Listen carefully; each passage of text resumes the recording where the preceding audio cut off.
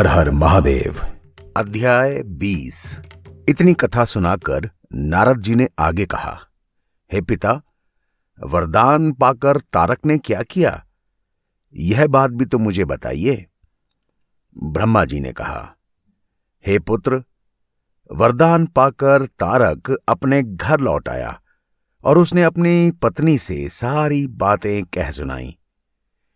उस समय सब दैत्यों ने इकट्ठे होकर तारक को बहुत प्रतिष्ठित किया और अपना स्वामी मान लिया। उसके बाद उसकी बहुत प्रशंसा की। उसके बाद तारक ने सब असुरों की एक बहुत बड़ी सेना इकट्ठी की। उसमें करोड़ों बलशाली असुर योद्धा थे। उस सेना के 10 मुख्य सेनापति थे, जिनके नाम इस तरह हैं: कुंभक, कुंज, महिष, कुंजर, कालनेमि, निमि, कृष्ण जठर, प्रजम्बुक, शुंभ और कालकेतु।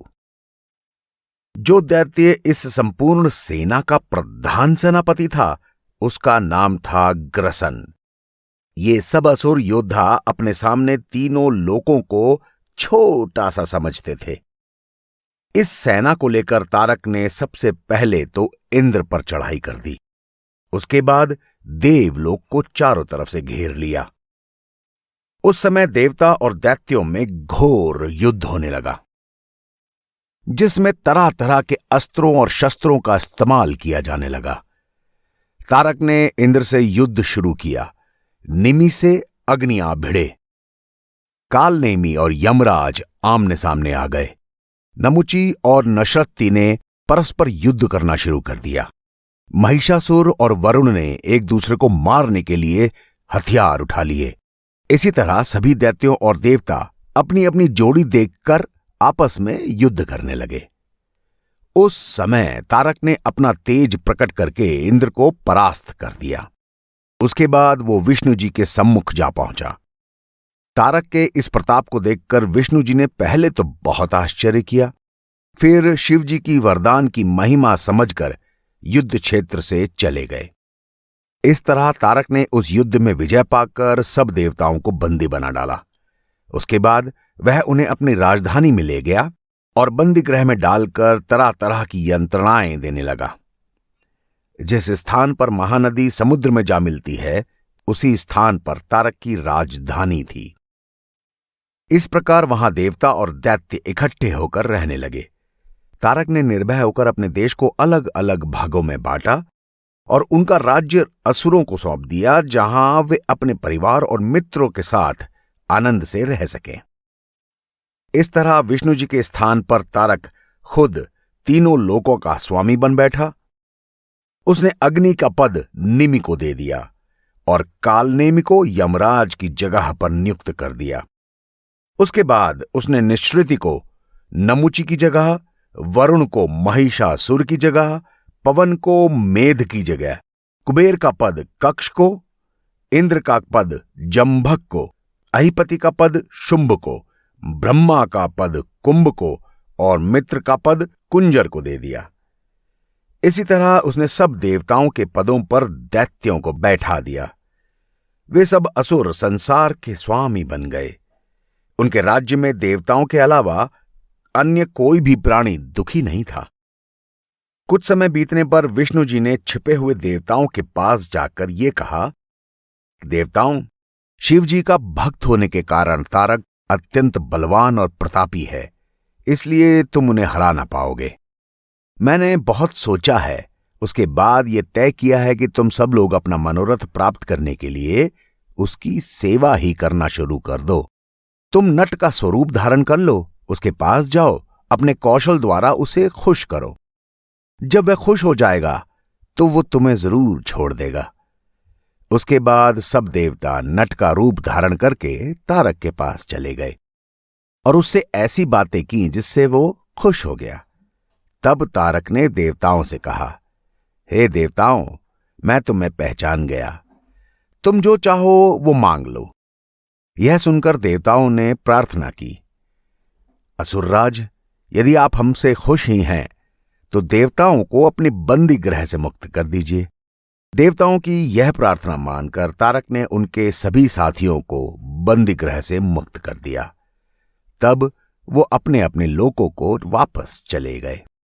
जब देवताओं ने राक्षसों द्वारा पीड़ित होकर अनेक तरह के दुख उठाए तो वो आपस में इस तरह कहने लग गए कि हम किसके पास जाकर अपना दुख कहेंगे। सूर्य और चंद्रमा जो संसार के जीवन दाता हैं, वो खुद ही तारक की सेवा में लगे हुए हैं। पता नहीं यह दैत्य हमको कब तक दुख देगा। इस समय हमारा सहायक कौन है जिसके पास जाकर हम अपना दुख बताएं? इस तरह देवताओं ने दुख में डूबकर बहुत चिंता की। अंत में वो सब इकट्ठा होकर इंद्र और बृहस्पति जी को साथ लेकर मेरे पास आए और मेरी पूजा करते हुए कहने लगे, हे ब्रह्मा, हमें बचाइए। उनकी प्रार्थना सुनकर मैंने कहा, देवताओं, मैं तुम लोगों को बहुत दुखी और चिंतित देख रहा हूं। इंद्र के मुख पर भी कोई तेज दिखाई नहीं दे रहा है। हे पुत्रों, तुम मुझे अपने यहां आने का कारण तो बताओ। मेरी बात सुनकर देवताओं की ओर से बृहस्पति जी ने मुझसे कहा, हे पिता, तारक नामक दैत्य ने शिवजी से वरदान लेकर तीनों लोकों को अपने वश में कर लिया है। उसके भय से सूर्य ने भी अपने तेज को ठंडा कर दिया है और चंद्रमा भी अपनी संपूर्ण कलाओं समेत उसकी सेवा में ही लगा रहता है। सभी ऋतुएं उसकी सेवा में संलग्न हैं और फल फूलों को पैदा करके उसे ही खुश रखती हैं। इंद्र भी उसकी बहुत तरह से सेवा किया करते हैं। इस तरह सभी देवता उसके सेवक बने हुए हैं, लेकिन वह किसी के ऊपर कोई कृपा नहीं दिखाता। जिन देव वृक्षों की पत्तियों को देव स्त्रियां बहुत समझ बूझ कर तोड़ती थीं, उन वृक्षों को तो तारक के साथियों ने जड़ से उखाड़कर फेंक दिया है। उनके भय से देवता अपने लोकों की ओर आंख उठाकर भी नहीं देख पाते। वो खुद ही यज्ञ का भाग ले लेता है, इंद्र को कुछ भी नहीं देता। जिस तरह सन्निपात हो जाने पर कोई औषधि काम नहीं देती, उसी प्रकार भगवान विष्णु के जिस चक्र पर हमें बड़ा भरोसा था, वो इन दिनों बेकार हो गया है। हे पिता, अब आप हमारे दुखों को दूर करने का कोई उपाय बताएं। देवताओं की ये प्रार्थना सुनकर मैंने कहा, देवताओं, तारक ने शिव जी से ऐसा वरदान ले लिया है कि उसे शिव जी के अलावा और कोई मार नहीं सकता। यदि शिव जी से ऐसा कोई पुत्र हो जाए तो वो भी तारक को मारने में समर्थ हो सकता है, क्योंकि पुत्र में पिता का तेज रहता है और उसे पिता का स्वरूप कहा जा सकता है। लेकिन यह बात बहुत कठिन दिखाई देती है। इस समय शिवजी हिमाचल प्रदेश में तपस्या कर रहे हैं और गिरजा अपनी सखियों के साथ उनकी सेवा में लगी हैं। यदि किसी तरह से उन दोनों का विवाह हो जाए तो आपका कार्य पूरा हो सकता है। मेरी बात सुनकर सब देवता बहुत खुश हुए और अपने अपने घरों को चले गए। उसके बाद इंद्र ने कामदेव को अपने पास बुलाया और कहा, तुम देवताओं के हितैषी हो और उनके सारे काम करते हो, तो ब्रह्मा जी ने जो उपाय बताया है उसके मुताबिक कुछ ऐसा करो कि शिव जी की और गिरिजा जी का विवाह हो जाए। इंद्र की बात सुनकर कामदेव ने कहा, मैं आपकी हरेक आज्ञा का पालन करने को तैयार हूं। यदि कोई व्यक्ति आपका पद प्राप्त करने की तपस्या भी कर रहा हो तो मैं उसका तप नष्ट कर दूंगा। देवता, दैत्य, ऋषि सभी मेरे वश में रहते हैं। मनुष्य तो सेवकों की भांति मेरी पूजा करते हैं, इसलिए आप चिंता न करें, मैं अपना पूरा प्रयास करूंगा। कामदेव की इन बातों को सुनकर इंद्र ने आगे कहा, हे मनमथ, तारक दैत्य ने शिवजी की तपस्या करके उनसे अमोघ वरदान ले लिया है। उसने सारे धर्म कर्म नष्ट कर दिए हैं और देवताओं के सारे सुखों को छीनकर उन्हें बंदी बना लिया है और उनकी जगह पर साथी दैत्यों को बिठा दिया है। उसके ऊपर देवताओं के सारे अस्त्र शस्त्र निष्फल हैं, जिसके कारण हम सभी बहुत दुखी हैं। शिवजी स्वयं अपने भक्त तारक को अपने हाथों से नहीं मारेंगे। अब कहना यह है कि यदि गिरजा जी का विवाह उनसे हो जाए तो उनके पुत्र जरूर तारक को मार सकते हैं।